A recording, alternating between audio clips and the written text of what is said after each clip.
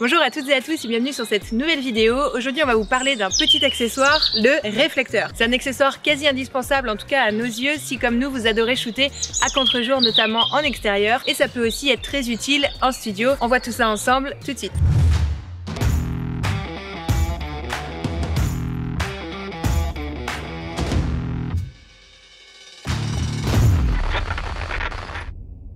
Alors le réflecteur, comme son nom l'indique, va servir à refléter la lumière qui va rebondir dessus et repartir vers votre modèle. On va voir tout ça en pratique juste après, mais déjà je vais vous montrer à quoi ça ressemble. Donc le nôtre, c'est un réflecteur de la marque Neewer qu'on a acheté sur internet, de souvenir vers 30... Ça va, oui, les oiseaux? De souvenir, il nous avait coûté une trentaine d'euros, mais vous avez un peu tous les prix et aussi toutes les tailles, à peu près entre 15 et 30, 40 euros pour les réflecteurs vraiment plus grands. Donc le nôtre, il se présente comme ça ressemble un peu à une tente 2 secondes. Hop. Ça se plie et ça se déplie en faisant un 8 comme ça en fait, vraiment comme les tentes 2 secondes, donc très rapide. Vous inquiétez pas, vous allez prendre le coup de main, c'est plus facile que les histoires de tentes. Donc voilà à quoi ça ressemble. Donc là, il est mis du côté gris argenté et de l'autre côté du côté noir. Mais en fait, vous avez en général plusieurs teintes, plus que ça, voilà. Car il s'agit d'une pochette qui peut se déhousser.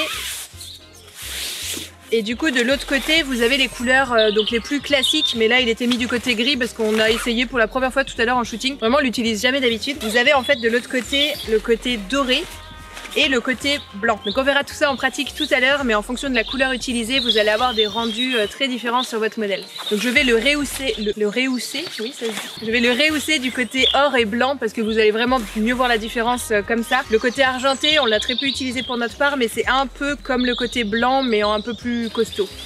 C'est ça à peu près hein, Chris. C'est plus souvent Chris qui utilise le réflecteur que moi, on va pas vous... On m'appelle Monsieur Soleil. Chris, c'est Monsieur Soleil en shooting.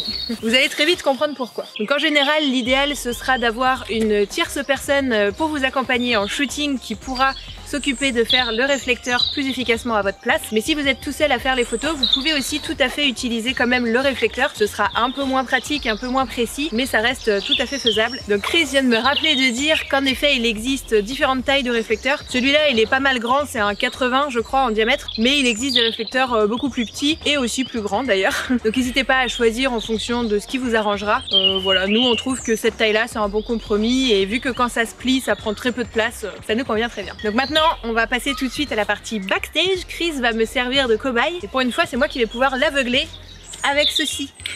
Donc on va ici commencer avec le côté doré parce que c'est aussi celui avec lequel vous allez voir le plus d'effets. C'est marrant, je le vois sur la caméra. Je sais pas si ça va se voir au montage, mais ok. Donc vous voyez Chris sans réflecteur à contre-jour, donc forcément il est lui ombragé et ses cheveux sont tout ensoleillés. Et si on fait passer le réflecteur, hop là, voilà. On aveugle Chris. Wouhou. Vous voyez sans réflecteur, avec réflecteur. C'est un peu vénère. Donc comme vous le voyez, l'effet peut être plus ou moins agressif, on va dire, sur votre modèle. Et du coup, il ne faut pas hésiter en fait à incliner le réflecteur de différentes positions jusqu'à trouver la luminosité qui vous convient. Et vous pouvez aussi, bien sûr, si vous n'êtes pas tout seul, demander à la personne qui s'occupe du réflecteur de se mettre un peu plus loin pour que du coup le reflet soit moins agressif. Donc je vais juste faire une petite photo pour qu'on se rende compte de ce que ça donne. Ah, Alice, on est en plein tournage. Est-ce que ça te va si genre on finit vite fait le tournage tant que ça tourne et tout et tout? C'est vraiment c'est pour montrer l'effet doré, blanc, que ça change et tout. Je me suis rasé. Donc ça c'est pour le côté doré et on va vous montrer ce que ça fait avec le côté blanc qui je pense dans cette situation étant donné que le soleil commence à tomber et donc est un peu en plein dans le réflecteur, je pense que ce sera beaucoup mieux avec le côté blanc. J'imagine que vous le voyez à la vidéo mais c'est beaucoup plus doux le côté blanc sans le réflecteur. À la photo chez moi sans le réflecteur.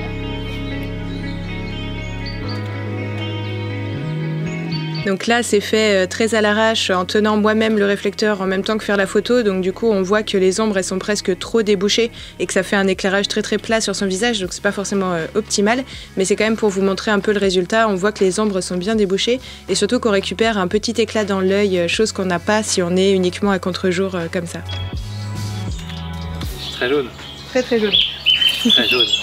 Donc là vous l'aurez compris, c'était vraiment juste pour l'exemple, mais après l'idéal c'est de se faire accompagner par une tierce personne qui pourra tenir le réflecteur pile à l'angle que vous voulez pour obtenir le rendu souhaité. Donc voilà, c'est tout pour cette vidéo qu'on a voulu exprès très courte parce que l'idéal ce sera vraiment de votre côté de vous entraîner, d'essayer de voir les différents effets. Et on va pas vous dire de manière générale il faut absolument utiliser le côté blanc ou le côté doré, ça va vraiment dépendre de chaque situation. Donc là avec ce type d'éclairage ça faisait mieux à notre goût le côté blanc, mais ça veut pas du tout dire que c'est à chaque fois comme ça. On utilise souvent le côté doré, notamment quand l'éclairage est un peu plus doux, par exemple quand il y a une couche nuageuse pour simuler un petit peu un plus joli soleil, ça nous aide souvent. Donc après c'est vraiment à vous de vous entraîner, de faire plein d'essais et de voir à chaque fois en fonction de la situation ce que vous préférez. Alors petite parenthèse, comme on vous a dit dans l'introduction que ça pouvait aussi être utile en studio.